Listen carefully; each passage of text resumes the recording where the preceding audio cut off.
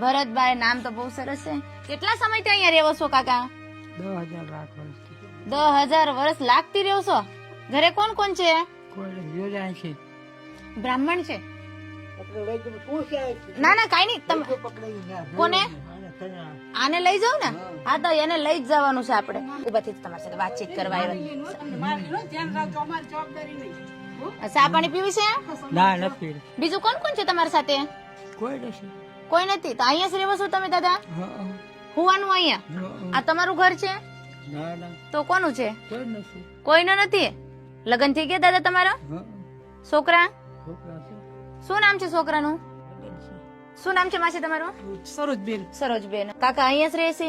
અહીંયા જ રહીશ. મારી લેશે બેન, મારી લેશે બેન. આ બાજુ વાળાને પૂછો બધાને. મારી લેશે? હું મારે તમને ધોળે વાહે પાણા ઘા કરે. એવું છે? હા કશું. કેટલા વર્ષથી આ રીતે રહેશે કાકા? કેટલાય વર્ષથી બેન. માર જેઠે ને બાકી નથી રાખ્યું કઈ દવા દારૂમાં બધું કરવામાં.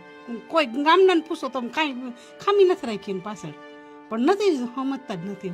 ઘર કોનો? કાકાનું જ છે? આમાં 5 ભાઈનો ભાગ છે. આમાં 5 ભાઈઓ છે. હાલ આવેલા છે ભાડલા ગામ. જે કાકા જેવી રીતે ઈ રહેશે એની પરિસ્થિતિ બહુ વીક છે. ઘર પણ તૂટેલું ભાંગેલું છે. તમે જોઈ શકો છો મારા બેકગ્રાઉન્ડમાં.